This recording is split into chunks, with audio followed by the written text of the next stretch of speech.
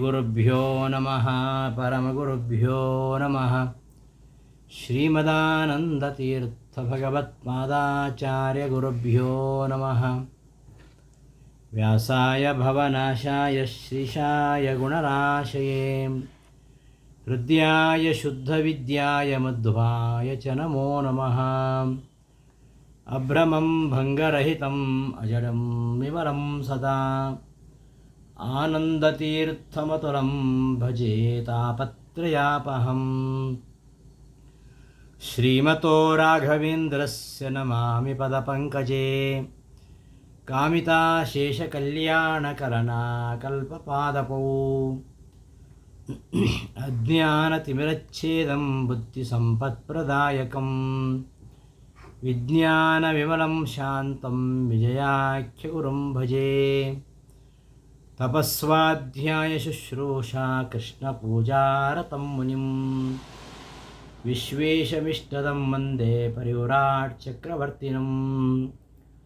ಲಕ್ಷ್ಮೀನಾರಾಯಣಂ ನತ್ವಾ ಪೂರ್ಣಬೋಧಾನ್ ಗುರುನಪಿ ಕುರ್ಮಃ ಶ್ರೀಕೃಷ್ಣಗೀತಾಯಾಃ ಭಾಷ್ಯಾದ್ಯುಕ್ತಾರ್ಥಸಂಗ್ರಹಂ. ಶ್ರೀ ಗುರುಭ್ಯೋ ನಮಃ. ಆತ್ಮೀಯರೇ, ಗೀತಾವೃತ್ತಿ ಪಾಠಕ್ಕೆ ಸುಸ್ವಾಗತ. ಭಗವದ್ಗೀತೆಯ 14ನೇ ಅಧ್ಯಾಯದ ಕೊನೆಯಲ್ಲಿ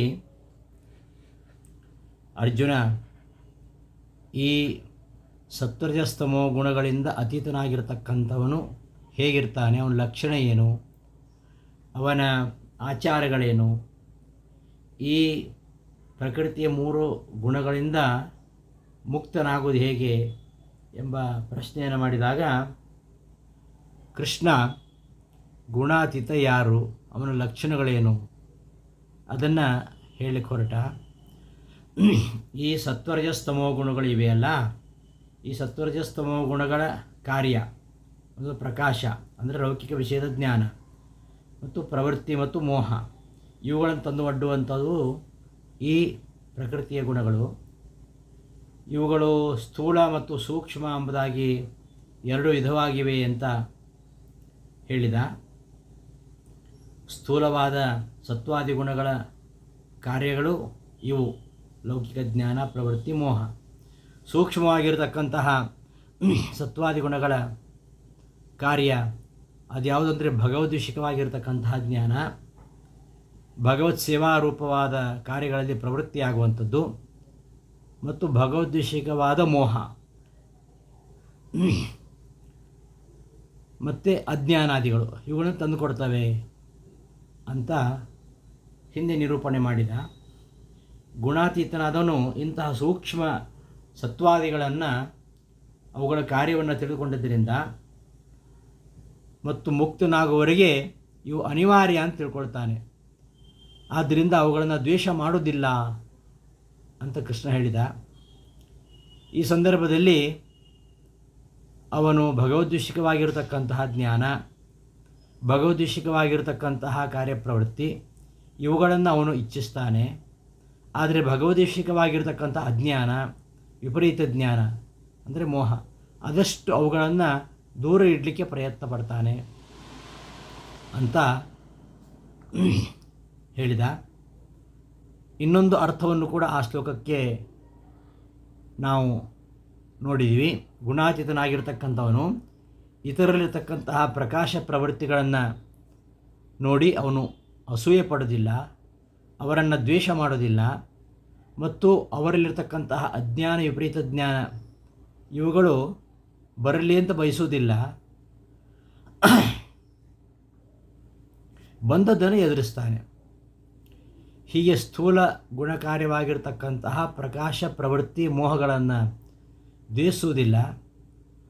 ಅವುಗಳು ಹೊರಟು ಹೋದರೆ ಅವುಗಳನ್ನು ಮತ್ತೆ ಬರಬೇಕು ಅಂತ ಇಚ್ಛಿಸುವುದಿಲ್ಲ.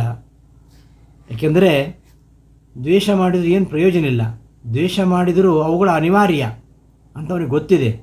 ಆದ್ದರಿಂದ ಈ ಅನಿವಾರ್ಯ ಪರಿಸ್ಥಿತಿಯನ್ನು ಸರಿಯಾದ ರೀತಿಯಿಂದ ಉಪಯೋಗಿಸಿಕೊಳ್ಳುವುದು ಅವನಿಗೆ ಗೊತ್ತುದರಿಂದಾಗಿ ಅವುಗಳು ತನಗೆ ಹಾನಿಯಾಗದಂತೆ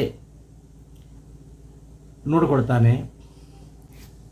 ಯಾಕಂದರೆ ಅವ ಸಕಲ ಕಾಮನೆಗಳನ್ನು ತೊರಿತಾನೆ. ಸಕಲ ಕಾಮನೆಗಳನ್ನು ತೊರೆದರೂ ಕೂಡ ಭಗವದ್ವಿಷಿಕವಾಗಿರತಕ್ಕಂತಹ ಜ್ಞಾನ ಸೇವಾದಿಗಳನ್ನು ಬಿಡುವುದಿಲ್ಲ. ಯಾಕೆಂದರೆ ಮೋಕ್ಷ ಪ್ರಾಪ್ತಿಯಾಗೋದ್ರೆ ಅವ್ರು ಬೇಕು. ಈಗ ಬೇರೆಯವರು ಶತ್ರುಗಳಾದರೆ ಆಗಲಿ, ಅಥವಾ ಯೋಗ್ಯವೆನಿಸಿ ಮಿತ್ರರಾದರೂ ಸರಿ, ಯಾವುದೂ ಕೂಡ ಅವನ ಮೇಲೆ ಪರಿಣಾಮ ಬೀರುವುದಿಲ್ಲ. ಮತ್ತು ಯಾವುದು ಅದು ಪ್ರೀತಿಕರ ಅಲ್ಲ ಅಂತಾದರೆ ಅಂತಹ ಕಾರ್ಯವನ್ನು ಅವನು ಆರಂಭಿಸುವುದಿಲ್ಲ. ಸರ್ವಾರಂಭ ಪರಿತ್ಯಾಗಿ ಅಂತ ಬರ್ತದೆ ಇಲ್ಲೀಗ. ವಿಷ್ಣು ಪ್ರೀತಿಕರವಲ್ಲದ ಯಾವುದೇ ಕಾರ್ಯವನ್ನು ಮಾಡುವುದಿಲ್ಲ ಅಂತ ಇದು ಹಿಂದೆ ಬಂದಿತ್ತು. ಭಗವಂತನ ಭಕ್ತರ ಲಕ್ಷಣ ಬೇಕಾದರೆ ವಿಷ್ಣು ಪ್ರೀತಿಕರವಲ್ಲದ ಕರ್ಮ ಅದು ಅಲ್ಪವಾಗಿದ್ದರೂ ಕೂಡ ಅದರಲ್ಲಿ ಅವನು ಯಾವತ್ತೂ ಪ್ರವೃತ್ತಿ ಮಾಡುವುದಿಲ್ಲ.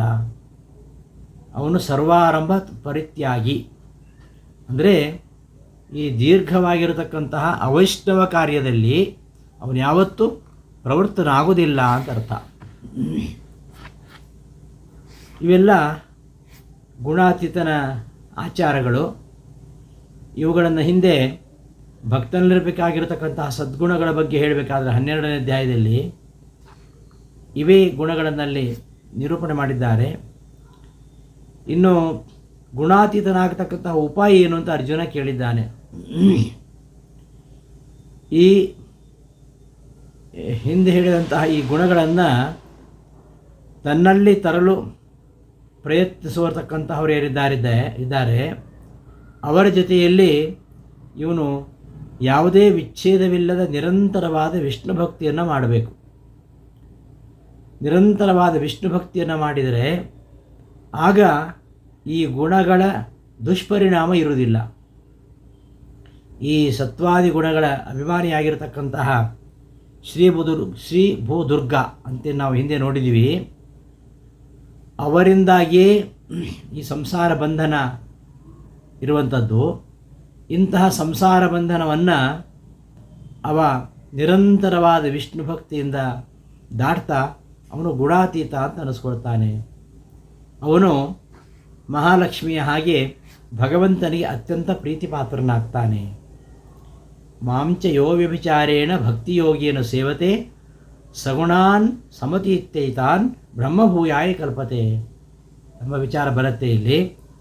ಈ ಬ್ರಹ್ಮಭಾವವನ್ನು ಹೊಂದುವುದು, ಬ್ರಹ್ಮಭೂಯಾಯ ಕಲ್ಪತೆ, ಬ್ರಹ್ಮಭಾವವನ್ನು ಹೊಂದುವುದು ಅಂದರೆ ನಿರ್ಗುಣ ನಿರಾಕಾರ ಬ್ರಹ್ಮನಾಗುವುದು ಅಂತ ಅರ್ಥ ಅಲ್ಲ. ಬ್ರಹ್ಮನೊಂದಿಗೆ ಐಕ್ಯವನ್ನು ಹೊಂದುವುದು ಅಂತ ಅರ್ಥ ಅಲ್ಲ. ಮಮ ಯೋನಿ ಮಹದ್ಬ್ರಹ್ಮ ಎಂಬಲ್ಲಿ ಚೇಚಿತ್ ಪ್ರಕೃತ್ಯಭಿಮಾನಿಯಾಗಿರ್ತಕ್ಕಂತಹ ಮಹಾಲಕ್ಷ್ಮಿಯನ್ನು ಬ್ರಹ್ಮ ಅಂತ ಹೇಳಿದ್ದಾನೆ. ಅಂದರೆ ಬ್ರಹ್ಮ ಭೂಯಾಯ ಕಲ್ಪತೆ ಅಂದರೆ ಬ್ರಹ್ಮ ಅಂದರೆ ಮಹಾಲಕ್ಷ್ಮಿ, ಬ್ರಹ್ಮಶಬ್ದ ವಾಚ್ಯಳಾಗಿರತಕ್ಕಂತಹ ಮಹಾಲಕ್ಷ್ಮಿಯನ್ನು ಹೊಂತಾನೆ. ಮಹಾಲಕ್ಷ್ಮಿಯಂತೆ ಭಗವಂತನ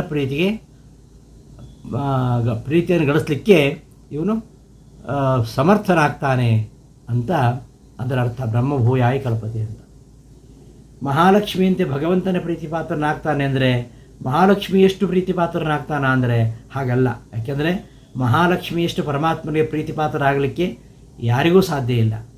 ಅವರವರ ಯೋಗ್ಯತಾನುಸಾರವಾಗಿ ಆ ಮಹಾಲಕ್ಷ್ಮಿಯ ಪ್ರೀತಿಗೆ ಪಾತ್ರರಾಗ್ತಾರೆ ಹೊರತು ಈ ಮಹಾಲಕ್ಷ್ಮಿಯಂತೆ ಭಗವಂತನ ಪ್ರೀತಿ ಪಾತ್ರನಾಗ್ತಾನಂದರೆ ಮಹಾಲಕ್ಷ್ಮಿ ಎಷ್ಟು ಪರಮಾತ್ಮನಿಗೆ ಪ್ರೀತಿ ಪಾತ್ರರಾಗಿದ್ದಾಳೋ ಅಷ್ಟು ಪ್ರೀತಿ ಪಾತ್ರನಾಗ್ತಾನೆ ಅಂತ ಅರ್ಥ ಅಲ್ಲ. ಆಯಾ ಜೀವನ ಯೋಗ್ಯತಾನುಸಾರವಾಗಿ ಅವ ಭಗವಂತನನ್ನು ಪಡಲಿಕ್ಕೆ ಸಮರ್ಥನಾಗ್ತಾನೆ ಅಂತ ಅರ್ಥ. ಯಾಕಂದರೆ ಭಗವಂತನಿಗೆ ಮಹಾಲಕ್ಷ್ಮಿಯಷ್ಟು ಪ್ರೀತ್ಯಾಸ್ಪದರಾಗಿರ್ತಕ್ಕಂಥವರು ಯಾರೂ ಇಲ್ಲ ಅಂತ ಪದ್ಮಪುರಾಣ ಹೇಳುತ್ತೆ.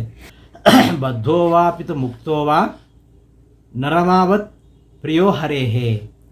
ಬದ್ಧರೇ ಆಗಿರಲಿ ಮುಕ್ತನೇ ಆಗಿರಲಿ ಪರಮಾತ್ಮನಿಗೆ ಲಕ್ಷ್ಮಿಯಷ್ಟು ಪ್ರೀತಿಪಾತ್ರರಾದವರು ಯಾರೂ ಇಲ್ಲ ಅಂತಿರೋದ್ರಿಂದ ಮಹಾಲಕ್ಷ್ಮಿಯಂತೆ ಪ್ರೀತಿಪಾತ್ರನಾಗ್ತಾನಂದರೆ ಮಹಾಲಕ್ಷ್ಮಿ ಎಷ್ಟು ಪ್ರೀತಿಪಾತ್ರರಾಗ್ತಾಳೋ ಅಷ್ಟಂತ ಅರ್ಥ ಅಲ್ಲ. ಅವನ ಯೋಗ್ಯತಾನುಸಾರವಾಗಿ ಅವನು ಆಗ್ತಾನೆ ಅಂತ ಅಷ್ಟೆ. ಹೀಗೆ ಈ ಗುಣಗಳನ್ನು ಇವ ಮೆಟ್ಟಿ ನಿಲ್ತಾನೆ.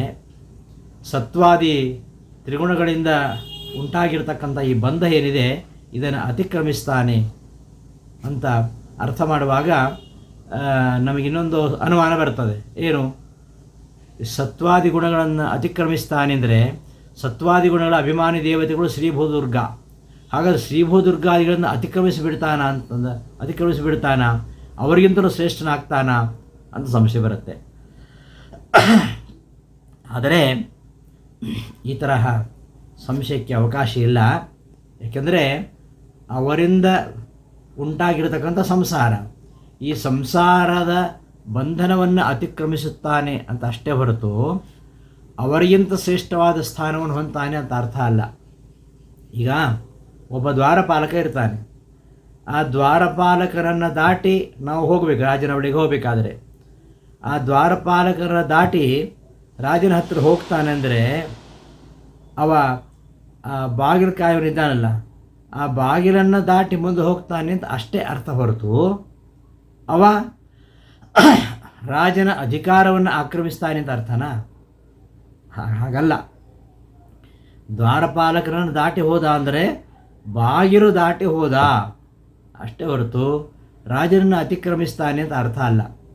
ಹಾಗೆ ಇಲ್ಲಿಯೂ ಕೂಡ ಪ್ರಕೃತಿ ಬಂಧಗಳನ್ನು, ಪ್ರಕೃತಿಯ ಗುಣಗಳನ್ನು ತೊಡೆದು ಹಾಕಿ ಅವುಗಳನ್ನು ಮೆಟ್ಟಿ ನಿಂತು ಶ್ರೀಭೂದುರ್ಗ ಸತ್ವಾದಿ ಅಭಿಮಾನಿಯಾಗಿರತಕ್ಕಂತಹ ಶ್ರೀಭೂದುರ್ಗಾದಿಗಳನ್ನು ಅತಿಕ್ರಮಿಸ್ತಾನೆ ಅಂದರೆ ಅವರಿಂದ ನಿರ್ಮಿತವಾಗಿರತಕ್ಕಂತಹ ಸಂಸಾರ ಬಂಧವನ್ನು ಅತಿಕ್ರಮಿಸ್ತಾನೆ ಹೊರತು ಅವರನ್ನು ಅತಿಕ್ರಮಿಸ್ತಾನೆ ಅಂತ ಅರ್ಥ ಅಲ್ಲ. ಈ ಶ್ರೀಭೂದುರ್ಗಾದಿಗಳಿಂದ ಮಾಡಲ್ಪಟ್ಟಂತಹ ಸಂಸಾರ ಬಂಧದಿಂದ ಮುಕ್ತನಾಗಿ ಮಹಾಲಕ್ಷ್ಮಿ ಆಶ್ರಯ ಪಡಿತಾನೆ ಅಂತ ಅದರ ಅರ್ಥ. ಬ್ರಹ್ಮಭೂಯಾಯ ಕಲ್ಪತೆ ಎಂಬ ಪದಕ್ಕೂ ಕೂಡ ಇದೇ ಅರ್ಥ. ಬ್ರಹ್ಮಣಿ ಅಂದರೆ ಬ್ರಹ್ಮಶಬ್ದ ವಾಚ್ಯಲಾಗಿರ್ತಕ್ಕಂತಹ ಮಹಾಲಕ್ಷ್ಮಿ ಆಶ್ರಯದಲ್ಲಿ ಭೂಯ ಅಂದರೆ ಇರುವಿಕೆ, ಅಂದರೆ ಆಶ್ರಯ ಪಡಿಲಿಕ್ಕೆ ಕಲ್ಪತೆ ಅವನು ಸಮರ್ಥನಾಗ್ತಾನೆ ಅಂತ ಇಲ್ಲಿ ಬರ್ತಕ್ಕಂತಹ ಈ ವಾಕ್ಯದ ಅರ್ಥವನ್ನು ನಾವು ಮಾಡ್ಕೊಳ್ಬೇಕು. ಹೀಗೆ ಮೂರು ಈ ರೂಪಗಳನ್ನು ಅತಿಕ್ರಮಿಸಿ, ಶ್ರೀಭೂದುರ್ಗಾ ರೂಪಗಳನ್ನು ಅತಿಕ್ರಮಿಸಿ ಮಹಾಲಕ್ಷ್ಮಿಯನ್ನು ಅವನು ಹೊಂತಾನೆ. ತಯಾ ಅನುಗ್ರಹೀತ ಅಸೌ ವೈಷ್ಣವೋ ವಿಷ್ಣುಗೋ ಭವೇ. ಗೀತಾ ತಾತ್ಪರ್ಯದಲ್ಲಿ ಈ ವಿಚಾರವನ್ನು ಹೇಳ್ತಾರೆ. ಈ ಮೂರು ರೂಪಗಳನ್ನು ಸತ್ವಾದಿ ತ್ರಿಗುಣ ಅಭಿಮಾನಿನಿಯಾಗಿರ್ತಕ್ಕಂತಹ ಶ್ರೀಭೂದುರ್ಗಾ ರೂಪಗಳನ್ನು ಅತಿಕ್ರಮಿಸಿ ಮಹಾಲಕ್ಷ್ಮಿಯನ್ನು ಹೊಂತಾನೆ. ಅಂದರೆ ಅವಳಿಂದ ಅನುಗ್ರಹೀತರಾಗಿ ಅವನು ಮಹಾಲಕ್ಷ್ಮಿಯನ್ನು ಆಶ್ರಯ ಪಡಿತಾನೆ ಅಂತ ಅಷ್ಟೇ ಅದರ ಅಭಿಪ್ರಾಯ. ಹೀಗೆ ಗುಣಾತೀತನಾಗಿರತಕ್ಕಂಥವನು ಸಂಸಾರ ಬಂಧದಿಂದ ಮುಕ್ತನಾಗಿ ಭಗವಂತನ ನಿತ್ಯ ಅವಿಯೋಗಿನಿಯಾಗಿರತಕ್ಕಂತಹ ಮಹಾಲಕ್ಷ್ಮಿಯ ಆಶ್ರಯನ್ನು ಪಡಿತಾನೆ. ಅನಂತರ ಅವಳ ಅನುಗ್ರಹದಿಂದ ಪರಮಾತ್ಮನ ಆಶ್ರಯವನ್ನು ಹೊಂದಿ ಪರಮಪದವನ್ನು ಪಡಿತಾನೆ ಎಂಬುದಾಗಿ ಇದಿರತಕ್ಕಂತಹ 25, 26, 27 ಶ್ಲೋಕಗಳ ಅಭಿಪ್ರಾಯ ಅಂತ ಹೇಳ್ತಾ ಈ 3 ಶ್ಲೋಕಗಳ ಒಂದು ಪದಾರ್ಥವನ್ನು ವಿವೃತಿಯೊಂದಿಗೆ ನೋಡೋಣ. ಮಾನಾಪಮಾನಯೋ ತುಲ್ಯ ತುಲ್ಯೋ ಮಿತ್ರಾರಿಪಕ್ಷಯೋ ಸರ್ವಾರಂಭ ಪರಿತ್ಯಾಗಿ ಗುಣಾತೀತ ಸ ಉಚ್ಯತೆ. ಗುಣಾತೀತನ ಲಕ್ಷಣ ಹೇಳ್ತಾ ಬಂದ. ಹಿಂದಿನ ಶ್ಲೋಕಗಳಲ್ಲಿ ಕೂಡ ಗುಣಾತೀತನ ಲಕ್ಷಣವನ್ನೇ ಹೇಳಿದ್ದಾನೆ. ಸಮದುಃಖ ಸುಖ ಸ್ವಸ್ಥ ಸಮರೋಷ್ಟಾಶ್ಮ ಕಾಂಚನ ತುಲ್ಯಪ್ರಿಯ ಪ್ರಿಯೋ ಧೀರ ತುಲ್ಯನಿಂದಾತ್ಮ ಸಂಸ್ತುತಿ ಎಂಬ ಶ್ಲೋಕದಲ್ಲಿಯೂ ಗುಣಾತೀತನ ಲಕ್ಷಣವನ್ನು ಹೇಳಿ ಈ ಶ್ಲೋಕದಲ್ಲಿಯೂ ಕೂಡ ಅವರ ಲಕ್ಷಣವನ್ನು ಮುಂದುವರಿಸ್ತಾ ಇದ್ದಾನೆ. ಮಾನಾಪಮಾನಯೋ ತುಲ್ಯ, ಮಾನ ಅಪಮಾನ ಇವುಗಳಲ್ಲಿ ತುಲ್ಯ, ಸಾಮಾನ್ಯವಾಗಿ ಎರಡನ್ನು ಕೂಡ ಹೇಯ ಅಂತ ಸಮಾನವಾಗಿ ಕಾಣ್ತಕ್ಕಂಥವನು ಅಂತ ಅರ್ಥ. ಮಾನಾಪಮಾನಗಳನ್ನು ಸಮಾನವಾಗಿ ಕಾಣ್ತಕ್ಕಂಥವನು. ಮತ್ತು ತುಲ್ಯ ಮಿತ್ರಾರಿಪಕ್ಷಯೋ, ಮಿತ್ರ ಅರಿಪಕ್ಷಯೋ ತುಲ್ಯ, ಮಿತ್ರಪಕ್ಷ ಶತ್ರುಪಕ್ಷ ಇವುಗಳಲ್ಲಿ ಎರಡೂ ಕೂಡ ಹೇಯ ಅಂತ ಸಮಾನವಾಗಿ ಕಾಣ್ತಕ್ಕಂಥವನು. ಮತ್ತು ಸರ್ವಾರಂಭ ಪರಿತ್ಯಾಗಿ ಅಂದರೆ ಪರಮಾತ್ಮ ವಿಷಯಕವಾಗಿರತಕ್ಕಂತಹ ಯಾವುದೇ ಆರಾಧನೆಯನ್ನು ಬಿಟ್ಟವನು ಅಂತ ಅರ್ಥ ಅಲ್ಲ, ಎಲ್ಲ ಕಾಮ್ಯಕರ್ಮಗಳನ್ನು ಬಿಟ್ಟವನು ಅಂತ ಅರ್ಥ. ಹಿಂದೆ ಸರ್ವಾರಂಭಕ ಪರಿತ್ಯಾಗಿ ಅನ್ನೋದಕ್ಕೆ ಹೀಗೆ ಅರ್ಥ ಹೇಳಿದ್ದಾರೆ. ಎಲ್ಲ ಕಾಮ್ಯ ಕರ್ಮಗಳನ್ನು ಕೂಡ ಬಿಟ್ಟವ ಅವ ಗುಣಾತೀತ ಅಂತ ಹೇಳ್ಪಡ್ತಾನೆ. ಪರಮಾತ್ಮನ ಆರಾಧನೆಯನ್ನು ಬಿಟ್ಬಿಟ್ರೆ ಹೇಗೆ?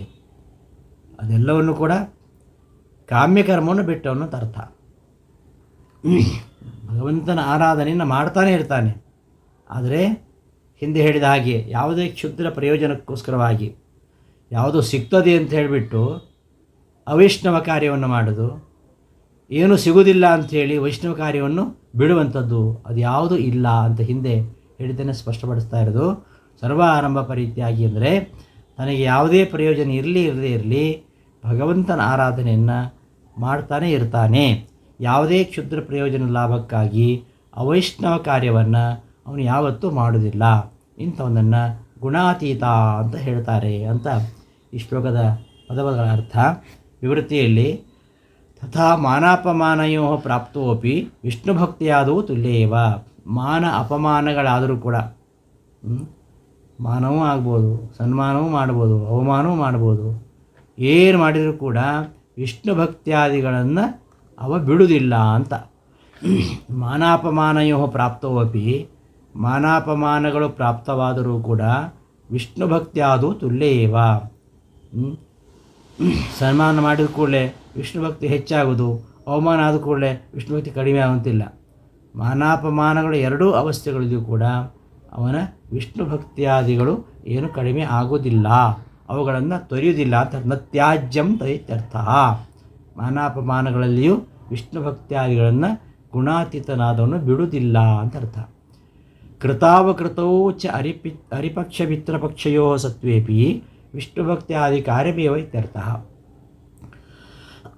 ಶತ್ರುಪಕ್ಷದಲ್ಲೇ ಇರಲಿ ಮಿತ್ರಪಕ್ಷದಲ್ಲೇ ಇರಲಿ ವಿಷ್ಣು ಭಕ್ತಿಯನ್ನು ಮಾಡಿದರೆ ಅವ ತನ್ನ ಪಕ್ಷದವನೇ ಆಗಿರಲಿ ಶತ್ರು ಪಕ್ಷದವನೇ ಆಗಿರಲಿ ಅವ ವಿಷ್ಣು ಭಕ್ತಿಯನ್ನು ಮಾಡ್ತಾ ಇದ್ದಾನೆ. ವಿಷ್ಣು ಭಕ್ತಿ ಮಾಡಿದರೆ ತನ್ನವರು ಅವರು ಶತ್ರುಪಕ್ಷದವರೇ ಆಗಿರಲಿ ಮಿತ್ರಪಕ್ಷದವರೇ ಆಗಿರಲಿ ಅದನ್ನು ಮಾಡಲೇಬೇಕು ಅಂತ ಅರ್ಥ. ಕೃತ ಅವಕೃತವು, ಕೃತ ಅಂದರೆ ಕೃತವು ಮಾಡುತ್ತಿರಲು, ಕೃತವು ಅಕೃತವು ಮಾಡದೇ ಇರಲಿ. ಅರಿಪಕ್ಷ ಮಿತ್ರಪಕ್ಷಯೋ ಸತ್ವೇಪಿ, ಅರಿಪಕ್ಷ ಅರಿ ಅಂದರೆ ಶತ್ರು, ಶತ್ರುಪಕ್ಷದವರು ಅಥವಾ ಮಿತ್ರಪಕ್ಷದವರು ತನ್ನವರು ಶತ್ರುಪಕ್ಷ ಸೇರಿ ಯಾರು ಮಾಡದಿದ್ದರೆ ಮಿತ್ರಪಕ್ಷಕ್ಕೆ ಬಂದಾರು, ಏನೇ ಆಗಲಿ ತಾನದನ್ನು ಮಾಡಿದರೆ ಮಾಡದೆ ಹೋದರೆ ಶತ್ರುಪಕ್ಷ ಸೇರ್ತಾರೆ, ಮಾಡಿದರೆ ಶತ್ರುಪಕ್ಷ ಸೇರ್ತಾರೆ, ಮಾಡದೇ ಇದ್ದರೆ ಮಿತ್ರಪಕ್ಷಕ್ಕೆ ಬರ್ತಾರೆ ಅಂತ ಹೀಗೆ ಯೋಚನೆ ಮಾಡಲಿಕ್ಕಿಲ್ಲ. ಕೃತ ಅಕೃತವು ಮಾಡಿದರೂ ಮಾಡದೇ ಇದ್ದರೂ ತನ್ನವರು ಮಾಡಿದರೂ ಮಾಡದೇ ಇದ್ದರೂ ಅವರು ಏನು ವಿಷ್ಣು ಭಕ್ತಿ ಶತ್ರುಪಕ್ಷ ಸೇರ್ತಾರೆ ಅಥವಾ ನಾವು ಮಿತ್ರಪಕ್ಷಕ್ಕೆ ಬರ್ತಾರೆ ಅಂತ ಯೋಚನೆ ಮಾಡಲಿಕ್ಕಿಲ್ಲ. ಶತ್ರುಪಕ್ಷಕ್ಕೆ ಸೇರಿದರೂ ಮಿತ್ರಪಕ್ಷಕ್ಕೆ ಬಂದರೂ ವಿಷ್ಣು ಭಕ್ತಿ ಅನ್ನೋದು ಮಾಡಲೇಬೇಕು, ಅದು ಕಡಿಮೆ ಆಗಬಾರ್ದು, ಅದನ್ನು ಮಾಡಲೇಬೇಕು ಅಂತ ಅರ್ಥ. ಕೃತವು ಅಕೃತವು ಚ ಅರಿಪಕ್ಷ ಮಿತ್ರಯೋ ಸತ್ವೇಪಿ, ಅರಿಪಕ್ಷ ಮಿತ್ರಪಕ್ಷಗಳಲ್ಲಿ ಸೇರಿದರೂ ಸೇರದೇ ಇದ್ದರೂ ವಿಷ್ಣು ಭಕ್ತಿ ಆದಿ ಕಾರ್ಯಮೇವ ಇತ್ಯರ್ಥ. ವಿಷ್ಣು ಭಕ್ತಿಯಾದಿಗಳನ್ನು ಮಾಡಲೇಬೇಕು ಅಂತ ಅದರ ಅರ್ಥ. ಪೂರ್ವಂ ನ ಇಂಗತೆ ಇತಿ ಸಾಮಾನ್ಯತಃ ಅವೈಷ್ಣವ ಕರ್ಮಾರಂಭತ್ಯಾಗೋಕ್ತವು ಅಪಿ ಪ್ರಯೋಜನ ವಿಶೇಷಾಪೇಕ್ಷೆಯಾಪಿ ಅವೈಷ್ಣವ ಆರಂಭವಾನ್ ಇತ್ಯಾಹ ಸರ್ವಾರಂಭ ಪರಿತ್ಯಾಗಿ. ಹಿಂದೆ ನ ಇಂಗತೆ ಅಂತ ಬಂತು ಅಂದರೆ ಅವೈಷ್ಣವ ಕರ್ಮವನ್ನು ಮಾಡೋದೇ ಇಲ್ಲ ಅಂತ. ಅವೈಷ್ಣವ ಕರ್ಮವನ್ನು ಮಾಡೋದಿಲ್ಲ ಅಂತ ಹೇಳಿದರು. ಕೆಲವೊಮ್ಮೆ ವಿಶೇಷ ಪ್ರಯೋಜನದ ಅಪೇಕ್ಷೆಯಿಂದ ಅವೈಷ್ಣವ ಕಾರ್ಯವನ್ನು ಮಾಡುವುದಲ್ಲ, ವಿಶೇಷ ಪ್ರಯೋಜನದ ಅಪೇಕ್ಷೆಯಿಂದಲೂ ಕೂಡ ಅವೈಷ್ಣವ ಕರ್ಮವನ್ನು ಮಾಡುವುದಿಲ್ಲ. ನೀನು ಅವೈಷ್ಣವ ಕರ್ಮವನ್ನು ಮಾಡಿದರೆ ನಿನಗೆಷ್ಟು ಹಣ ಕೊಡ್ತೇನೆ, ನೀನು ಇಂಥದ್ದನ್ನು ಕೊಡ್ತೇನೆ, ಈ ರೀತಿಯಾಗಿ ಪ್ರಯೋಜನದ ಅಪೇಕ್ಷೆ ಇದ್ದಾಗಲೂ ಕೂಡ ಅವೈಷ್ಣವ ಕರ್ಮವನ್ನು ಕೂಡ ಮಾಡುವುದಿಲ್ಲ ಅವನು. ಅಂತ ಅರ್ಥ ಅದಕ್ಕೆ ಸರ್ವಾರಂಭ ಪರಿತ್ಯಾಗಿ ಅಂತ. ಹಿಂದೆ ಹೇಳಿದ್ದು ಸಾಮಾನ್ಯವಾಗಿ ಹೇಳಿದ್ದು ಅವೈಷ್ಣವ ಕರ್ಮ ಮಾಡುವುದಿಲ್ಲ ಅಂತ. ಹೌದಪ್ಪ, ಅವೈಷ್ಣವ ಕರ್ಮವನ್ನು ಮಾಡುವುದಿಲ್ಲ. ಕೆಲವೊಮ್ಮೆ ಏನಾದರೂ ಒಂದು ವಿಶೇಷವಾಗಿರ್ತಕ್ಕಂತಹ ಪ್ರಯೋಜನ ಇದೆ, ವಿಶೇಷವಾದ ಪ್ರಯೋಜನದ ಅಪೇಕ್ಷೆಯಿಂದ ಎಲ್ಲಿಯಾದರೂ ಅವೈಷ್ಣವ ಕರ್ಮ ಮಾಡಿಬಿಟ್ರೆ ಅಲ್ವಾ? ಹಾಗೆ ಆ ರೀತಿಯಲ್ಲಿ ಯಾವುದೋ ಒಂದು ದೊಡ್ಡ ಪ್ರಯೋಜನ ಇದೆ, ಒಮ್ಮೆ ಮಾಡಿಬಿಡೋಣ. ಹೀಗೆ ಮಾಡಿದರೆ ಒಂದು 5 ಕೋಟಿ ರೂಪಾಯಿ ಸಿಗತ್ತೆ, ಅದನ್ನು ಮಾಡಿಬಿಡೋಣ, ತಿಂದುಬಿಡೋಣ. ಯಾವುದು ತಿನ್ನಬಾರ್ದು ತಿಂದುಬಿಡೋಣ, ಆಮೇಲೆ ಪಂಚಗವ್ಯ ತೊಗೊಂಡ್ರೆ ಆಯಿತು. ಇದು ಗುಣಾತೀತನ ಲಕ್ಷಣ ಅಲ್ಲ. ಯಾವುದೋ ಒಂದು ವಿಶೇಷ ಪ್ರಯೋಜನದ ಅಪೇಕ್ಷೆಯಿಂದಲೂ ಕೂಡ ಅವನು ಅವೈಷ್ಣವ ಕಾರ್ಯವನ್ನು ಮಾಡೋದಿಲ್ಲ. ಆ ಅರ್ಥವನ್ನು ಇಲ್ಲಿ ಸರ್ವಾರಂಭ ಪರಿತ್ಯಾಗಿ ಅಂತ ಹೇಳಿತು. ಹಿಂದೆ ಭಗವದ್ಭಕ್ತನ ಲಕ್ಷಣ ಹೇಳುವಾಗ ಅಲ್ಲಿ ನಿಷ್ಕಾಮ ಸಕಾಮ ಕರ್ಮವನ್ನು ಅವನು ಬಿಡ್ತಕ್ಕಂಥವನು, ನಿಷ್ಕಾಮ ಕರ್ಮವನ್ನೇ ಮಾಡ್ತಕ್ಕಂಥವನು, ಸಕಾಮ ಕರ್ಮವನ್ನು ಯಾವತ್ತೂ ಅವನು ಮಾಡೋದಿಲ್ಲ ಅಂತ ಅರ್ಥ ಹೇಳಿತು. ಇಲ್ಲಿ ಹೇಳ್ತಾ ಇರೋದು ಯಾವ ಪ್ರಯೋಜನದಿಂದಲೂ ಅವೈಷ್ಣವ ಸರ್ವಕರ್ಮವನ್ನು ಆರಂಭ ಮಾಡದೇ ಇರುವವನು ಅಂತ ಅರ್ಥ. ಯಾವುದೇ ಪ್ರಯೋಜನದಿಂದಲೂ, ಅದೆಷ್ಟು ಪ್ರಯೋಜನ ಬೇಕಾದರೂ ಇರಲಿ, ಎಂತಹ ಲಾಭ ಸಿಗುವಂಥದ್ದೇ ಇರಲಿ, ಒಂದು ಸಲ ಮಾಡಿಬಿಡೋಣ, ಮತ್ತೆ ಹೋಗಿ ತೀರ್ಥ ಸ್ನಾನ ಮಾಡಿದರೆ ಆಯಿತು, ಗಂಗಾಜಲ ಕುಡಿದ್ರೆ ಆಯಿತು, ಪಂಚಗವ್ಯ ಪಾನ ಮಾಡಿದರೆ ಆಯಿತು, ಅದು ಗುಣಾತೀತ ಲಕ್ಷಣ ಅಲ್ಲ. ಎಂತಹ ಸ್ಥಿತಿಯೇ ಇರಲಿ, ಎಂತಹ ವಿಶೇಷ ಪ್ರಯೋಜನವೇ ಸಿಗುವಂಥದ್ದಿರಲಿ, ಅವೈಷ್ಣವ ಕರ್ಮವನ್ನು ಯಾವತ್ತೂ ಅವನು ಮಾಡುವುದಿಲ್ಲ ಅನ್ನೋದು ಸರ್ವಾರಂಭ ಪರಿತ್ಯಾಗಿ ಎಂಬುದರ ಅರ್ಥ. ಪ್ರಯೋಜನ ಪೂರ್ವ ಹಿಂದಿನ ಶ್ಲೋಕದಲ್ಲಿ ನ ಇಂಗತೆ ಎಂಬಲ್ಲಿ ಸಾಮಾನ್ಯವಾಗಿ ಅವೈಷ್ಣವ ಕರ್ಮವನ್ನು ತ್ಯಾಗ ಮಾಡ್ತಾನೆ ಅಂತ ಹೇಳಿದ್ದು, ಅವೈಷ್ಣವ ಕರ್ಮವನ್ನು ಮಾಡುವುದಿಲ್ಲ ಅಂತ. ಇನ್ನು ಪ್ರಯೋಜನ ವಿಶೇಷ ಅಪೇಕ್ಷೆಯಾಪಿ, ಪ್ರಯೋಜನ ವಿಶೇಷದ ಅಪೇಕ್ಷೆಯಿಂದಲೂ ಕೂಡ ಅವೈಷ್ಣವ ಕರ್ಮಾರಂಭವನ್ನ, ಅವೈಷ್ಣವ ಕರ್ಮವನ್ನು ಅವನು ಆರಂಭ ಮಾಡುವುದೇ ಇಲ್ಲ ಎಂಬ ಅರ್ಥದಲ್ಲಿ ಇಲ್ಲಿ ಸರ್ವಾರಂಭ ಪರಿತ್ಯಾಗಿ ಅಂತ ಹೇಳ್ತಾ ಇರುವಂಥದ್ದು. ಆದ್ದರಿಂದ ಹಿಂದೆ ಹೇಳಿದ್ದರ ಒಂದು ವಿವರಣೆ, ಹಿಂದೆ ಹೇಳಿದ್ದನ್ನು ಅವೈಷ್ಣವ ಕರ್ಮವನ್ನು ಆರಂಭಿಸುವುದಿಲ್ಲ, ಸಾಮಾನ್ಯವಾಗಿ ಗುಣಾತೀತ ಅವೈಷ್ಣವ ಕಾರ್ಯವನ್ನು ಆರಂಭಿಸುವುದಿಲ್ಲ ಅಂತ ಹಿಂದಿನ ಶ್ಲೋಕದಲ್ಲಿ ಹೇಳಿದ್ದು. ಇಲ್ಲಿ ಹೇಳಿದ್ದು ಅಕಸ್ಮಾತ್ ಒಂದು ದೊಡ್ಡ ಪ್ರಯೋಜನ ಇದ್ದರೆ ಒಂದು ಸಲ ಮಾಡ್ಬೋದಲ್ಲ ಅಂತಂದರೆ, ಯಾವುದೇ ವಿಶೇಷ ಪ್ರಯೋಜನ ಇದ್ದಾಗಲೂ ಕೂಡ ಅವನು ಯಾವತ್ತೂ ಅವೈಷ್ಣವ ಕಾರ್ಯವನ್ನು ಆರಂಭಿಸುವುದಿಲ್ಲ ಅಂತ ಹೇಳಿಕೋಸ್ಕರವಾಗಿ ಮತ್ತೆ ಹಿಂದಿನ ಶ್ಲೋಕದಲ್ಲಿ ನೈಂಗತೆ ಅಂತ ಹೇಳಿದರೂ ಕೂಡ ಪುನಃ ಸರ್ವ ಆರಂಭ ಪರಿತ್ಯಾಗಿ ಅಂತ ಹೇಳುವ ಮೂಲಕವಾಗಿ ಅದೇ ವಿಚಾರವನ್ನು ಸ್ಪಷ್ಟಪಡಿಸ್ತಾ ಇದ್ದಾನೆ. ಕೇರಚಿತ್ ಪ್ರಯೋಜನೇನಾಪಿ ಅವೈಷ್ಣವ ಸರ್ವಕರ್ಮಾರಂಭಂ ಅಕುರುವನ್ನಿತ್ಯರ್ಥ. ಯಾರಿಂದಲಾದರೂ ಯಾವುದಾದ್ರೂ ಒಂದು ಪ್ರಯೋಜನ, ಯಾವುದಾದ್ರೂ ಒಂದು ಒಳ್ಳೆಯ ಪ್ರಯೋಜನದಿಂದಲಾದರೂ ಅವೈಷ್ಣವ ಕರ್ಮವನ್ನು ಮಾಡ್ತಾನೆಂದರೆ ಅಂತಹ ಅವೈಷ್ಣವಾಗಿರತಕ್ಕಂತಹ ಯಾವುದೇ ಕರ್ಮಗಳನ್ನು ಕೂಡ ಅವನು ಆರಂಭಿಸುವುದಿಲ್ಲ ಅಂತ ಅರ್ಥ. ಇದು ಈ ಗುಣಾತೀತನ ಲಕ್ಷಣ. ಅಥವಾ ಹಿಂದೆ ಹೇಳ್ತಕ್ಕಂತಹ ನ ಇಂಗತೆ ಅನ್ನೋದಕ್ಕೆ ಇನ್ನೊಂದು ಅರ್ಥವನ್ನು ಮಾಡ್ಬೋದು. ಹಿಂದಿನ ಶ್ಲೋಕದ ನ ಇಂಗತೆ ಎಂಬುದಕ್ಕೆ ಅಲ್ಪವೈಷ್ಣವ ಕರ್ಮತ್ಯಾಗ, ಅತ್ರತು ಅತಿ ದೀರ್ಘ ಅವೈಷ್ಣವ ಕರ್ಮತ್ಯಾಗ ಇತಿ ನ ಪುನರುಕ್ತಿ. ಅಥವಾ ಅಲ್ಲಿ ಹೇಳಿದ್ದು ಯಾವುದೇ ಸಣ್ಣ ಅವೈಷ್ಣವ ಕರ್ಮವನ್ನು ಮಾಡುವುದಿಲ್ಲ, ಇಲ್ಲಿ ಅತ್ಯಂತ ದೀರ್ಘವಾಗಿರತಕ್ಕಂಥ ಅವೈಷ್ಣವ ಕರ್ಮವನ್ನು ಮಾಡುವುದಿಲ್ಲ, ಯಾವುದೊಂದು ಸಣ್ಣ ಅವೈಷ್ಣವ ಕಾರ್ಯವನ್ನು ಮಾಡುವುದಿಲ್ಲ ಅಂತ ಹಿಂದೆ ಹೇಳಿದ್ದು. ಇಲ್ಲಿ ಅತ್ಯಂತ ದೀರ್ಘವಾಗಿರುವಂಥದ್ದು ಅಂತಹ ಅವೈಷ್ಣವ ಕರ್ಮವನ್ನು ಮಾಡುವುದಿಲ್ಲ ಅಂತ ಆ ಶ್ಲೋಕದಲ್ಲಿ ಹೇಳಿರುವಂಥದ್ದೇನಿದೆ ಅದಕ್ಕೂ ಇಲ್ಲಿ ಹೇಳ್ತಕ್ಕಂತಹ ಸರ್ವಾರಂಭ ಪರಿತ್ಯಾಗಿ ಅಂತೇನಿದೆ ಇಲ್ಲಿ ಹೇಳೋದಕ್ಕೂ ಇಲ್ಲಿ ಏನು ಪುನರುಕ್ತಿ ಎಂಬುದು ಇಲ್ಲ ಅಂತ ತಿಳ್ಕೊಳ್ಬೇಕು ಅಂತ ಇನ್ನೊಂದು ರೀತಿಯಲ್ಲಿ ಇದಕ್ಕೆ ಸಮಾಧಾನವನ್ನು ರಾಯರು ನೀಡ್ತಾ ಇದ್ದಾರೆ. ಮಾಂಚಯೋ ಅವ್ಯಭಿಚಾರೇಣ ಭಕ್ತಿಯೋಗೇನ ಸೇವತೆ ಸಗುಣಾನ್ ಸಮದಿತ್ಯೈತಾನ್ ಬ್ರಹ್ಮಭೂಯಾಯ ಕಲ್ಪತೆ. ಸಂಕ್ಷೇಪವಾಗಿ ನಾನು ಈ ವಿಚಾರವನ್ನು ಹೇಳಿದೆ. ಈ ಶ್ಲೋಕದ ಅರ್ಥವನ್ನು ನೋಡೋಣ. ಮಾಂಚಯ ಅವ್ಯಭಿಚಾರೇಣ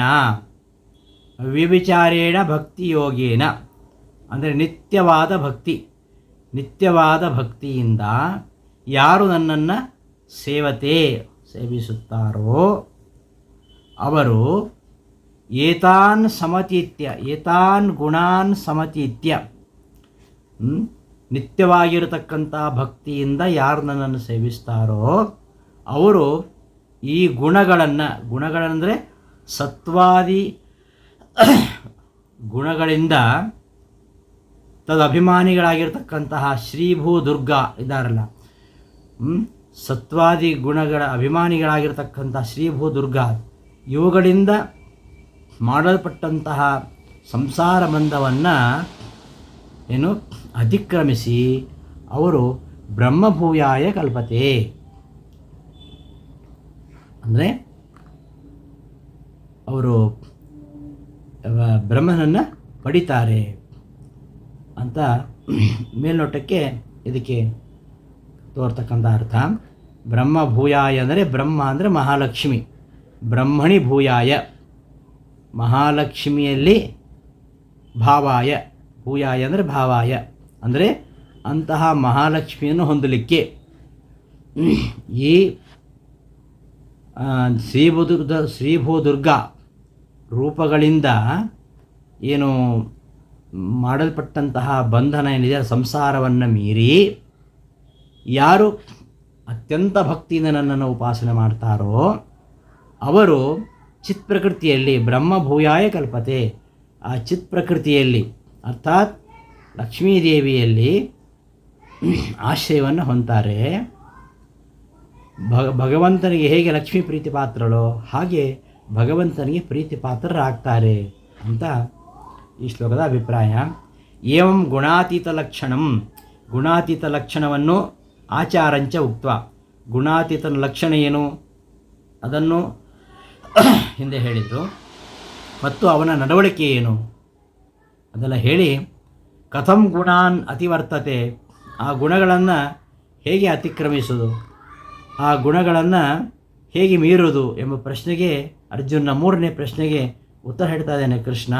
ಮಾಂಚ ಅಂತ ಈ ಶ್ಲೋಕದಿಂದ ಮಾಂಚ ಅವ್ಯಭಿಚಾರೇಣ ಭಕ್ತಿಯೋಗಿಯನ್ನು ಸೇವತೆ, ಈ ಗುಣಗಳನ್ನು ಮೆಟ್ಟಿ ನಿಲ್ಲುವ ಉಪಾಯ ಯಾವುದು ಅಂದರೆ ಭಕ್ತಿಯೋಗ ಒಂದೇ. ಅವ್ಯಭಿಚಾರವಾಗಿರತಕ್ಕಂತಹ ಭಕ್ತಿಯೋಗದಿಂದ ನನ್ನನ್ನು ಸೇವಿಸಿದರೆ ಅವ ಈ ಗುಣಗಳನ್ನು ಏತಾನ್ ಗುಣಾನ್ ಸಮಚಿತ್ಯ ಸತ್ವರಜಸ್ತಮೋ ಗುಣಗಳನ್ನು ಮೀರಿ ನಿಂತು ಅವನು ಮಹಾಲಕ್ಷ್ಮಿಯ ಆಶ್ರಯವನ್ನು ಪಡಿತಾನೆ. ಆಮೇಲೆ ಅವನಿಗೆ ಈ ಸತ್ವಾದಿ ಗುಣಗಳ ಬಂಧನ ಇರುವುದಿಲ್ಲ. ಹೀಗೆ ಸತ್ವಾದಿ ಗುಣಗಳಿಂದ ಮುಕ್ತನಾಗಬೇಕಾದರೆ ಏನು ಉಪಾಯ ಅನ್ನೋದಕ್ಕೆ ಕೃಷ್ಣ ಕೊಡ್ತಾ ಇರತಕ್ಕಂಥ ಉತ್ತರ ಅವ್ಯಭಿಚಾರೇಣ ಭಕ್ತಿಯೋಗೇನ ಸೇವತೆ. ಅವ್ಯಭಿಚಾರೇಣ ಭಕ್ತಿಯೋಗೇನ, ಅವ್ಯಭಿಚಾರವಾದ ಭಕ್ತಿ ಅಂದರೆ ನಿತ್ಯ ಭಕ್ತಿ, ಆ ಭಕ್ತಿ ಪರಮಾತ್ಮನಲ್ಲಿ ಮಾತ್ರ ಇರಬೇಕು. ಅಂತರಾಯ ಸಹಸ್ರೇಣಾಪಿ ಅಪ್ರತಿಬದ್ಧ ನಿರಂತರ ಪ್ರೇಮ ಪ್ರವಾಹ ಭಕ್ತಿ ಅಂತ ಹೇಳ್ತಾರಲ್ಲ, ಅಂತಹ ಭಕ್ತಿ, ಅಂತಹ ಭಕ್ತಿಯೋಗದಿಂದ ಯಾರು ನನ್ನನ್ನು ಸೇವಿಸ್ತಾರೋ ಸೇವಿಸ್ತಾರೋ ಅವನು ಏನು ಮಾಡ್ತಾನೆ, ಇವುಗಳಿಂದ ಅತಿಕ್ರಮಿಸ್ತಾನೆ. ಅವುಗಳನ್ನು ಗುಣಗಳನ್ನು ಅಂದರೆ ಗುಣಗಳನ್ನು ಅತಿಕ್ರಮಿಸುವುದಂದರೆ ಈ ಸತ್ವಾದಿ ಗುಣಗಳಿವೆಯಲ್ಲ, ಸತ್ವಾದಿ ಗುಣಗಳಿಂದ ತದಭಿಮಾನಿಗಳಾಗಿರತಕ್ಕಂತಹ ಶ್ರೀಭೂ ದುರ್ಗಾ ರೂಪಗಳಿಂದ ಮಾಡಲ್ಪಟ್ಟಂತಹ ಏನು ಸಂಸಾರ ಬಂಧನ ಇದೆ ಅದನ್ನು ಸಮತೀತ್ಯ, ಗುಣಾನ್ ಸಮತೀತ್ಯ ಅಂದರೆ ಸತ್ವಾದಿಗುಣೈ ತದಭಿಮಾನಿ ಶ್ರೀದೇವ್ಯಾದಿಭಿ ಕೃತಬಂಧಂ ಸಮತೀತ್ಯ, ಸತ್ವಾದಿ ಗುಣಗಳಿಂದ ಸತ್ವಾದಿ ಗುಣಗಳ ಅಭಿಮಾನಿಗಳಾಗಿರತಕ್ಕಂತಹ ಶ್ರೀಭೂ ದುರ್ಗಾ ರೂಪಗಳಿಂದ ಕೃತ ಮಾಡಲ್ಪಟ್ಟ ಬಂಧಂ ಈ ಸಂಸಾರ ಬಂಧನವನ್ನು ಸಮತೀತ್ಯ ಅತಿಕ್ರಮಿಸಿ ಬ್ರಹ್ಮಭೂಯಾಯ ಕಲ್ಪತೆ. ಬ್ರಹ್ಮಭೂಯ ಅಂದರೆ ಬ್ರಹ್ಮ ಅಂದರೆ ಮಹಾಲಕ್ಷ್ಮಿ, ಆ ಲಕ್ಷ್ಮಿಯಲ್ಲಿ ಆಶ್ರಯ ಪಡಿತಾನೆ, ಲಕ್ಷ್ಮಿಗೆ ಅತ್ಯಂತ ಪ್ರೀತಿಪಾತ್ರನಾಗ್ತಾನೆ. ಸಾ ಯಥಾ ವಿಷ್ಣುಪ್ರಿಯ ತಥಾ ಗುಣಾತೀತೋಪಿ ವಿಷ್ಣುಪ್ರಿಯ ಭವತಿ ಇತ್ಯರ್ಥಃ. ಇಂತಹ ಒಂದು ಅವ್ಯಭಿಚಾರ ಭಕ್ತಿಯಿಂದ ಯಾರು ಸೇವೆ ಮಾಡ್ತಾರೆ ಅವರು ಮಹಾಲಕ್ಷ್ಮಿಯಂತೆ ಪರಮಾತ್ಮನಿಗೆ ಪ್ರೀತಿಪಾತ್ರರಾಗ್ತಾರೆ. ಯಥಾ ಹೇಗೆ ಸ ಆ ಲಕ್ಷ್ಮಿಯು ವಿಷ್ಣುಪ್ರಿಯ ಪರಮಾತ್ಮನಿಗೆ ಪ್ರೀತಿಪಾತ್ರಳಾಗಿದ್ದಾಳೋ ಹಾಗೆಯೇ ಹಾಗೆಯೇ ಗುಣಾತೀತೋಪಿ ಗುಣಾತೀತನು ಕೂಡ ವಿಷ್ಣುಪ್ರಿಯ ಭವತಿ ವಿಷ್ಣುವಿಗೆ ಪ್ರೀತಿಪಾತ್ರನಾಗ್ತಾನೆ. ಯದ್ವಾ ಅಥವಾ ಬ್ರಹ್ಮಭೂಯಾಯ ಕಲ್ಪತೆ ಅನ್ನೋದಕ್ಕೆ ಒಂದು ಲಕ್ಷ್ಮಿಯಂತೆ ಪ್ರೀತಿಪಾತ್ರನಾಗ್ತಾನೆ ಅಂತ ಒಂದರ್ಥ. ಇನ್ನೊಂದು ಬ್ರಹ್ಮಣಿ ಯದ್ವಾ ಬ್ರಹ್ಮಭೂಯಾಯ ಕಲ್ಪತೆ, ಬ್ರಹ್ಮಣಿ ಭೂಯಾಯ ಕಲ್ಪತೆ. ಬ್ರಹ್ಮಣಿ ಅಂದರೆ ಚಿತ್ ಪ್ರಕೃತಿಯಾಗಿರ್ತಕ್ಕಂಥ ಮಹಾಲಕ್ಷ್ಮಿಯಲ್ಲಿ ಭೂಯಾಯ ಆಶ್ರಯವನ್ನು ಹೊಂದಲಿಕ್ಕೋಸ್ಕರವಾಗಿ, ಆ ಲಕ್ಷ್ಮೀದೇವಿಯ ಆಶ್ರಯವನ್ನು ಪಡಲಿಕ್ಕೋಸ್ಕರವಾಗಿ, ಆ ಚಿತ್ ಪ್ರಕೃತಿಯನ್ನು ಪಡೀಲಿಕ್ಕೋಸ್ಕರವಾಗಿ, ಚಿತ್ ಪ್ರಕೃತಿ ಪ್ರಾಪ್ತಯೇ ಚಿತ್ ಪ್ರಕೃತಿಯನ್ನು ಮಹಾಲಕ್ಷ್ಮಿಯನ್ನು ಹೊಂದಲಿಕ್ಕೋಸ್ಕರವಾಗಿ ಅವನು ಕಲ್ಪತೆ ಶಕ್ತನಾಗ್ತಾನೆ ಅಂತ ಇದು ಈ ಶ್ಲೋಕದ ಅರ್ಥ. ಬ್ರಹ್ಮಣೋ ಹಿ ಪ್ರತಿಷ್ಠಾಹಂ ಅಮೃತಸ್ಯಾವಯಸ್ಯ ಚ ಶಾಶ್ವತಸ್ಯ ಚ ಧರ್ಮಸ್ಯ ಸುಖಸ್ಯ ಏಕಾಂತಿಕಸ್ಯ ಚ. ಇದು ಕೊನೆಯ ಶ್ಲೋಕ. ಈ ಮಹಾಲಕ್ಷ್ಮಿಯ ಆಶ್ರಯವನ್ನು ಪಡೆದ ಮೇಲೆ ಅವ ಮುಂದೆ ಮುಕ್ತ ವರ್ಗಕ್ಕೆ ಸೇರ್ತಾನೆ, ಅಳಿವಿರದ ಮುಕ್ತ ವರ್ಗ. ಅದನ್ನು ಅವನು ಹೊಂತಾನೆ. ಮೋಕ್ಷ ಸುಖಕ್ಕೆ ಅವನು ಅರ್ಹನಾಗ್ತಾನೆ ಅಂತ ಹೇಳ್ತಾ ಇರೋದು. ನಾನು ಗುಣಾತೀತಸ್ಯ ಭಗವತ್ಪ್ರಾಪ್ತ್ಯಾದಿಕಮೇವ ವಾಚ್ಯಂ. ಗುಣಾತೀತನಾದವನು ಭಗವಂತನನ್ನು ಸೇರ್ತಾನೆ ಅಂತ ಹೇಳಬೇಕೆ ಹೊರತು ಲಕ್ಷ್ಮಿಯನ್ನು ಸೇರ್ತಾನೆ ಅಂತ ಹೇಳ್ತಾ ಇರೋದು ಯಾಕೆ? ಲಕ್ಷ್ಮಿನ ಆಶ್ರಯಿಸ್ತಾನೆ. ಶ್ರೀಭೂ ದುರ್ಗಾರೂಪವಾಗಿರ್ತಕ್ಕಂಥ ಸಂಸಾರ ಬಂಧವನ್ನು ಅತಿಕ್ರಮಿಸಿ ಲಕ್ಷ್ಮಿಯ ಆಶ್ರಯ ಪಡಿತಾನೆ ಅಂತ ಒಂದು ಅರ್ಥ ಇರೋದಲ್ಲ ಅಲ್ಲಿ. ಲಕ್ಷ್ಮಿಯ ಪ್ರಾಪ್ತಿ ಯಾಕೆ? ಭಗವತ್ ಪ್ರಾಪ್ತಿಯಾದಿಗಳನ್ನು ಹೇಳಿದರೆ ಸಾಕಲ್ಲ. ಗುಣಾತೀತನಾದನು ಭಗವಂತನನ್ನು ಸೇರ್ತಾನೆ ಅಂತ ಹೇಳಿದ್ರೆ ಸಾಕು. ಲಕ್ಷ್ಮೀ ಪ್ರಾಪ್ತಿ ಯಾಕೆ ಅಂತಂದರೆ ಇತ್ಯತಃ ತತ್ಪ್ರಾಪ್ತವು ಮತ್ಪ್ರಾಪ್ತಿರೇವ ಹೋತಿ. ಆ ಲಕ್ಷ್ಮೀ ಪ್ರಾಪ್ತಿಯಾದರೆ ನನ್ನ ಪ್ರಾಪ್ತಿಯೇ ಆಗತ್ತೆ. ಲಕ್ಷ್ಮಿಯನ್ನು ಹೊಂದಿದರೆ ನನ್ನ ಪ್ರಾಪ್ತಿ ಆಗತ್ತೆ. ಯಾಕೆ? ಅವಳು ನನ್ನಲ್ಲೇ ಇರ್ತಾಳೆ. ಅವಳು ನಿತ್ಯ ಅವಿಯೋಗಿನಿ ಮಹಾಲಕ್ಷ್ಮಿ. ಆದ್ದರಿಂದ ಲಕ್ಷ್ಮೀ ಪ್ರಾಪ್ತಿಯಾಗಿದೆ ಅಂದರೆ ನನ್ನ ಪ್ರಾಪ್ತಿ ಹಾಗೆ ಆಗತ್ತೆ ಎಂಬ ಅಭಿಪ್ರಾಯದಿಂದ ಹಾಗೆ ಹೇಳಿತ್ತು ಅಂತ. ಬ್ರಹ್ಮಣ ಅಂದರೆ ಮಹಾಲಕ್ಷ್ಮಿಗೆ ಅವ್ಯಯಸ್ಯ ಅಂದರೆ ನಾಶವಿರದ ಅಮೃತಸ್ಯ ನಾಶವಿರದ ಅಮೃತಸ್ಯ ಅವ್ಯಯಸ್ಯ ನಾಶವಿರದ ಅಮೃತಸ್ಯ ಅಂದರೆ ಮುಕ್ತರಾದವರು ಮುಕ್ತವರ್ಗ. ಶಾಶ್ವತಸ್ಯ ಅಂದರೆ ಅಕ್ಷಯ ಫಲವನ್ನು ಕೊಡ್ತಕ್ಕಂಥ ನಿಷ್ಕಾಮ ಧರ್ಮ. ಐಕಾಂತಿಕಸ್ಯ ಇದಕ್ಕಿಂತಲೂ ಅಧಿಕವಾಗಿರತಕ್ಕಂಥದ್ದು ಯಾವುದಿದೆಯೋ ಇದಕ್ಕಿಂತಲೂ ಅಧಿಕವಾದದ್ದು ಯಾವುದಿಲ್ಲ. ಇದೇ ಅಧಿಕ, ಇದೇ ಕೊನೆ. ಯಾವುದಕ್ಕೆ ಅದು ಕೊನೆಯಾಗತ್ತೋ ಇದಕ್ಕಿಂತ ಅದು ಅಧಿಕ, ಅದಕ್ಕಿಂತ ಅದು ಅಧಿಕ ಅಂತೆಲ್ಲ ಇರ್ತದೆ. ಆದರೆ ಒಂದೇ ಯಾವುದಕ್ಕೆ ಕೊನೆಯಾಗಿರ್ತದೋ ಅದು ಐಕಾಂತಿಕ ಅಂತ ಹೇಳ್ತೇವೆ ನಾವು ಅದನ್ನು. ಅದು ಯಾವುದು ಅಂದರೆ ದುಃಖವಿಲ್ಲದ ಸುಖರೂಪವಾದ ಮೋಕ್ಷ. ಅಂತಹ ಮೋಕ್ಷಕ್ಕೆ ಗುಣಾತೀತ ಪ್ರತಿಷ್ಠಾ ಆಧಾರನಾಗ್ತಾನೆ. ಅರ್ಥಾತ್ ಲಕ್ಷ್ಮೀಯ ದೇವಿಯನ್ನು ಯಾರು ಹೊಂತಾರೋ ಅವರು ನನ್ನನ್ನೇ ಹೊಂತಾರೆ. ಗುಣಾತೀತ ಲಕ್ಷ್ಮೀ ಬಳಿಗೆ ಹೋದ ಅಂತಾದರೆ ಅವಳಿಂದ ಅನುಗ್ರಹೀತನಾಗಿ ಆಮೇಲೆ ಶ್ರೀಹರಿಯನ್ನು ಸೇರಿಸ್ತಾನೆ. ಇದು ಕ್ರಮ. ಲಕ್ಷ್ಮಿಯ ಮೂಲಕವಾಗಿ ಅವನು ಶ್ರೀಹರಿಯನ್ನು ಸೇರ್ತಾನೆ ಅನ್ನೋದು ಹೇಳಬೇಕಾಗಿದೆ. ಅದಕ್ಕೋಸ್ಕರವಾಗಿ ಇಲ್ಲಿ ಲಕ್ಷ್ಮೀ ಪ್ರಾಪ್ತಿಯನ್ನು ಹೇಳಿರುವಂಥದ್ದು. ಬ್ರಹ್ಮಣ ಮಹಾಲಕ್ಷ್ಮಿಯ ಬ್ರಹ್ಮ ಅಂದರೆ ಮಹಾಲಕ್ಷ್ಮಿಯ ಅವ್ಯಯಸ್ಯ ಅಮೃತಸ್ಯ ಚ ನಾಶವಿರದ ಮತ್ತು ಅಮೃತಸ್ಯ ಅಂದರೆ ಮುಕ್ತವರ್ಗ. ಆ ಮುಕ್ತವರ್ಗಕ್ಕೆ ಶಾಶ್ವತಸ್ಯ ಅಕ್ಷಯ ಫಲಸ್ಯ ಶಾಶ್ವತವಾದ ಅಕ್ಷಯ ಫಲ. ಶಾಶ್ವತವಾದಂದರೆ ಏನು? ಅದು ಅಕ್ಷಯ ಆಗಲಿಕ್ಕಿಲ್ಲ, ಅದು ಅಕ್ಷಯವಾಗಿರ್ತಕ್ಕಂಥ ಫಲ. ಅದು ಯಾವುದು? ನಿಷ್ಕಾಮ ಧರ್ಮ. ನಿಷ್ಕಾಮವಾಗಿ ಆಚರಿಸ್ತಕ್ಕಂತಹ ಧರ್ಮ. ಐಕಾಂತಿಕಸ್ಯ ಅಸ್ಮಾದ್ ಇದಂ ಅಧಿಕಮಿತಿ ಗಣನೆ ಏಕಮೇವ ಅಂತೆ ಯಸ್ಯ ತದೈಕಾಂತಿಕಂ. ಐಕಾಂತಿಕ ಶಬ್ದ ಅರ್ಥವನ್ನು ಬರೆದು ರಾಯರು. ಐಕಾಂತಿಕ ಅಂದ್ರೇನು? ಐಕಾಂತಿಕ ಅಂದರೆ ಅಸ್ಯ ಅಸ್ಮಾದಿದಂ ಅಧಿಕಂ ಇತಿ ಗಣನೆ ಏಕಮೇವ ಅಂತೆ ಯಸ್ಯ ತದೈತ ಐಕಾಂತಿಕಂ. ಐಕಾಂತಿಕ ಶಬ್ದ ಅರ್ಥ ಏನು? ಐಕಾಂತಿಕ ಅಂದರೆ ಇದಕ್ಕಿಂತ ಇದು ಅಧಿಕ ಅಂತ ಪರಿಗಣನೆ ಮಾಡುವಾಗ ಒಂದೇ ಯಾವುದಕ್ಕೆ ಕೊರೆಯಾಗಿರ್ತದೋ ಅದು ಐಕಾಂತಿಕ ಅಂತ. ಯಾವುದು ಅಂದರೆ ದುಃಖದ ಲೇಷವಿಲ್ಲದ, ದುಃಖ ಅಸಂಭಿನ್ನಸ್ಯ, ದುಃಖದ ಲೇಷವಿರತಕ್ಕಂತಹ ಸುಖ ಅಂದರೆ ಮೋಕ್ಷ. ಅಂತಹ ಮೋಕ್ಷಕ್ಕೆ ಆಧಾರನಾಗ್ತಾನೆ ಅಂತ ಅರ್ಥ.